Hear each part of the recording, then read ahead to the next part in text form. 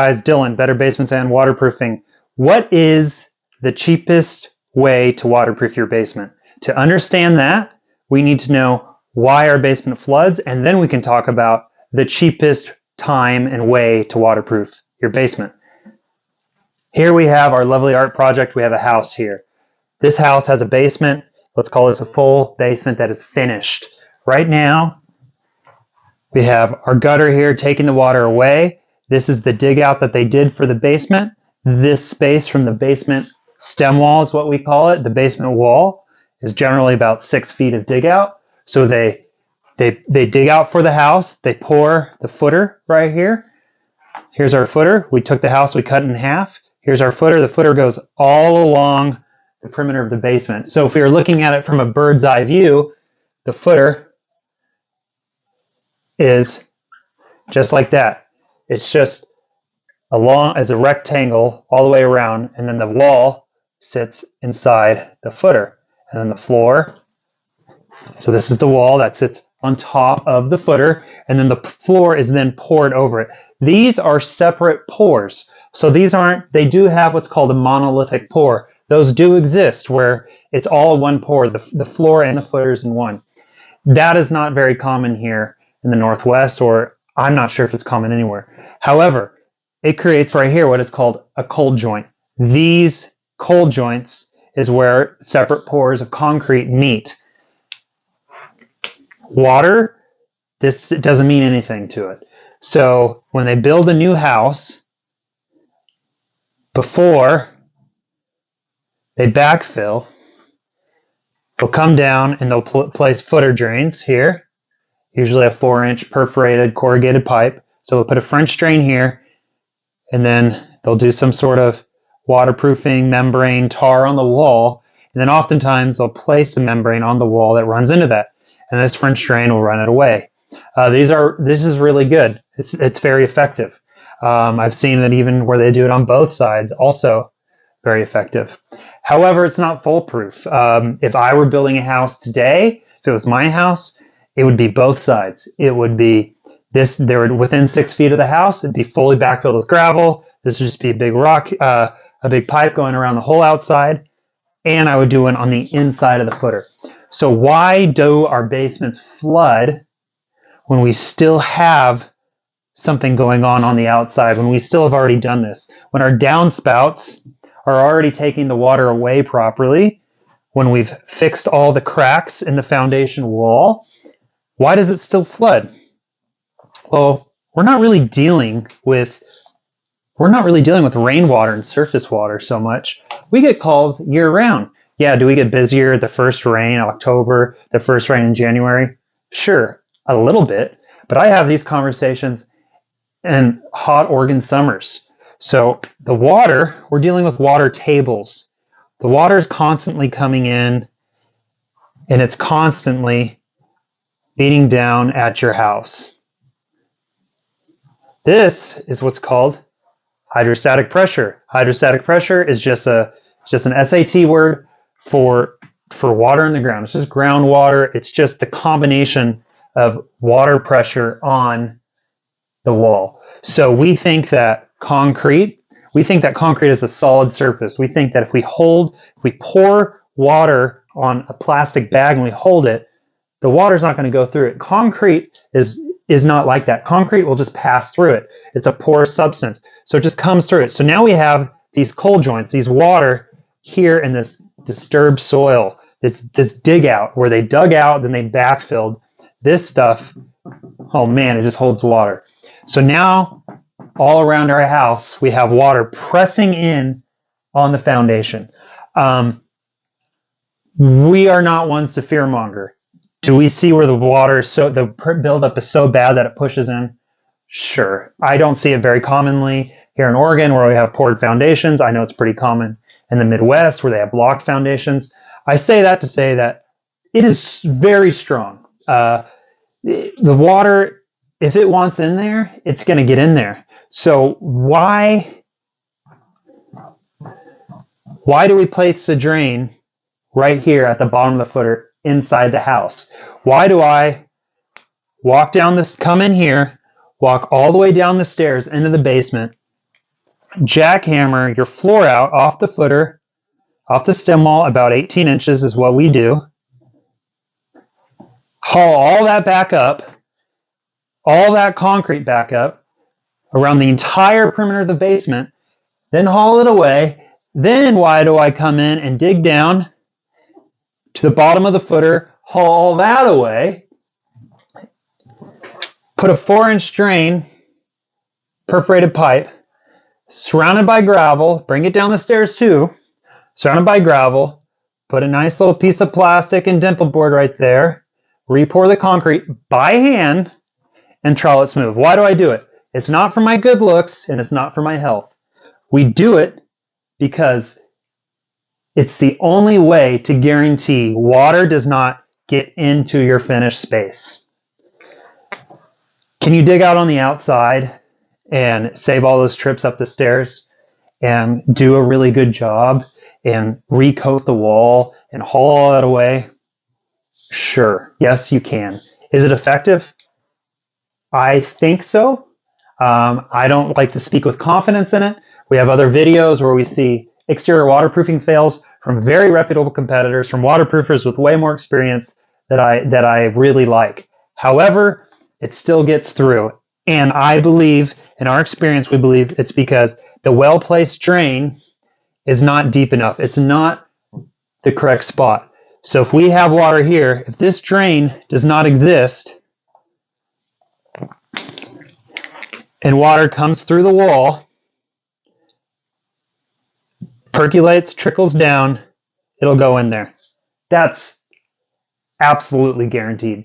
The only way that it does not go into our trench, even if it's coming through the wall, is if there was an egregious error on install.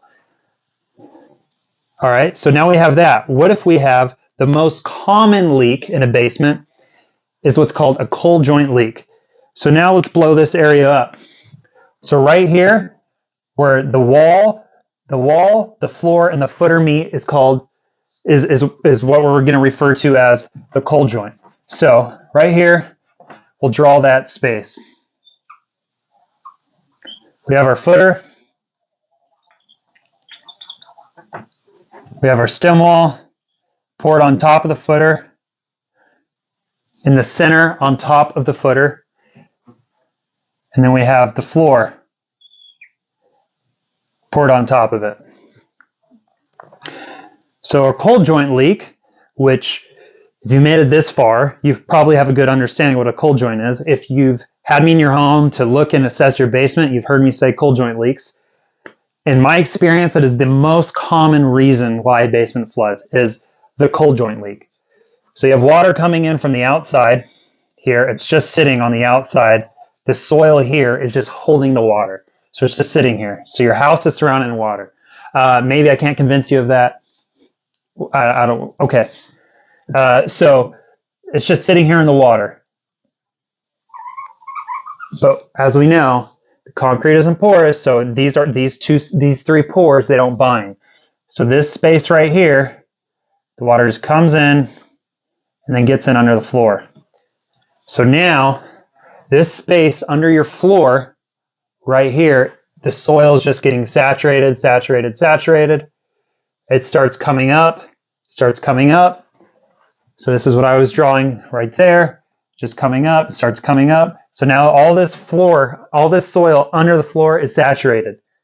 It starts coming up, rising into the floor. So your slab here is 4 inches, a 4-inch thick slab. So you could literally have your slab sitting in 1 inch of water, 2 inches of water, 3.5 inches of water, and it might not pool up in the basement. But that dampness, that smell, that wet concrete smell, that basement must that everyone talks about. So it just fills up here. And now as it's filling up, your cold joint is the path of least resistance. So it just starts leaking through here. This comes through here, so it starts leaking through here. And now it's able to relieve.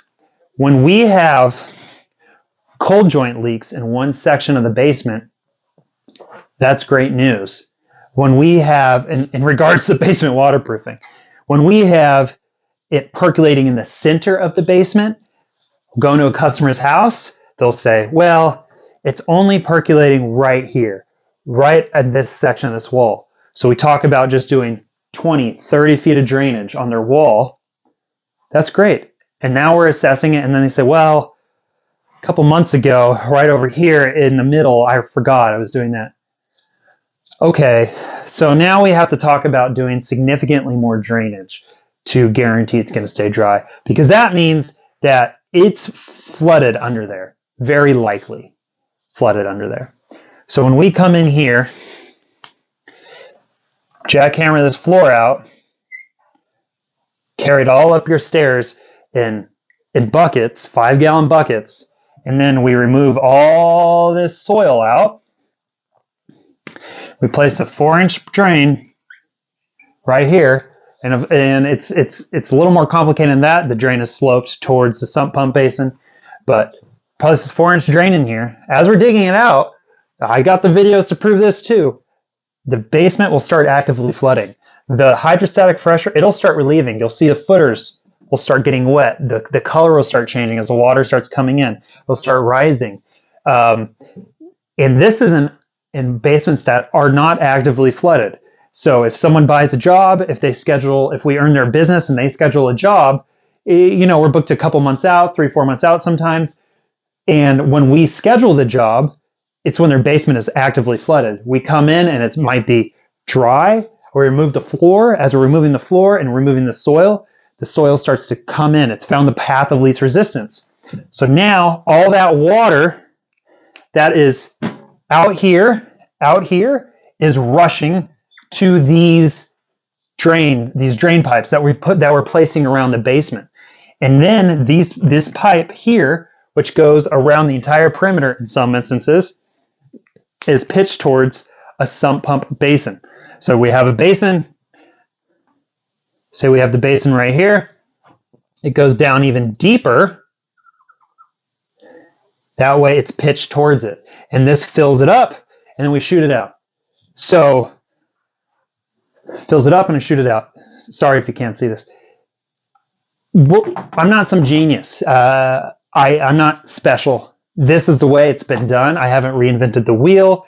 It really is a basic concept when we can get on the same page as to why a basement floods. So, to answer the question, when is the cheapest time to waterproof your basement? Man, it sounds so gimmicky and it sounds super convenient, but I do believe the cheapest time is now, because if we can start drying out the soil, if we can get ahead of it, if we can prevent having to go full perimeter basements, which we see pretty regularly when we never go into a basement that needs a full perimeter and it's the first time it flooded. It's, well, every now and again for the last 20 years, it floods once every 7 years or once every 4 years or once a year. It's just a little bit. And we're just drying with towels. It's just a little bit. Yeah, but that means that the soil is saturated here. And this is the path of least resistance right here. There's a lot of hope that we can just do one section of basement, 20 feet, 10 feet, 40 feet. Even if we can do 100 feet and not have to do 140 feet, which is about your average size basement, 100, 140 feet would be the full perimeter in most basements. That's a lot of money saved. If we can just put a sump pump basin in the corner that's leaking, do 10 feet on each side-ish, that is worlds different. So when is the cheapest time to waterproof your basement? At the first sign of danger. And now, yeah, are we assuming that our gutters are good? Yeah, you need to do gutter maintenance. Are we assuming that the basic home maintenance is good? Obvious cracks are fixed. Yeah, because if we have a giant crack for some reason and it's leaking on top, and the builder did drains on under the floor only, and now it's getting on top, we can fix that. There are some instances. However, it is exceedingly rare. So when is the other best time to waterproof your basement? Well, it's going to be when it's already demoed. So when we walk into situations and it's a finished basement, this is really common. The basement floods. So they call a restoration company out to do what's called a flood cut. A flood cut is they remove 18 inches from the bottom of the floor up of drywall and the first strips, the studs. We remove it out, and now that is all exposed. So they've paid for the exposure of the walls, and they have it drying out. Now we're going in there, and we're trying to tell them, the customer, we're trying to inform them on why it's flooding. So we give some sort of spiel like this. And it's a huge pill to swallow to say, well, there's actually this world of water around your basement. And so now we need to waterproof it. And then it's usually, well, this downspout was disconnected. Or the driveway, you see, this is my favorite, the grading, the soil, we need to grade it away. As if it is cheaper to do earth moving around the outside. As if it is cheaper to come in, dig down a couple feet here on the side, do some French drain a couple feet away to start drying out the surface water, then get a false sense of security. This is always what happens. We send our bid, our guarantee that your basement will be dry for the life of the home. We send our bid. It's obviously more expensive than the guy who will sell a surface level trench and some fancy paints to seal the concrete and hold it away. And then they come in and they refinish it out. So then it leaks again. This happens. Half of our customers experience this. So then it leaks again. And now you have to rip it out again. And now we're starting all over. So when is the cheapest time to waterproof your basement? It kind of is right now. Because right now you have your walls already exposed. Right now it's in one spot. Right now it's not everywhere. If it's everywhere, I don't know what to tell you. We have to do the whole thing. Probably, possibly. So the cheapest time to waterproof your basement is to do it one time. The cheapest time to waterproof your basement is to do something that's guaranteed. Do everything you can to direct water away, to do nice things on the outside of the home. All that stuff helps. However, it's not 100% of water. A well-placed drain inside of the home, pitched properly, will stop 100% of the water. Without a doubt. This is all we see. We have never had a failed system. Without a doubt, it does not allow water to get on the floor. If a system fails, not only will we write you a check, but we're going to try to fix it. If it didn't work, then we'd be broke, but we would also be having to reinvent the wheel. So that's when you get these things. That's when you get these false sense of security. Well, someone did a patch. Someone did that. Well, you can't fool yourself. The point is, we can't fool ourselves into thinking that it's dry when it's not. That's when it gets expensive. When we fool ourselves. We fool ourselves into thinking it's going to fix itself. It's going to get better. That it only happens once a year. We want our basement to be dry year round. So that's why someone calls us. They want it to be dry year round. So now that we understand why the basement floods, then we can talk about when is the cheapest time to waterproof your basement. And of course, it's convenient for the guy who sells dry basements, but that's proven results.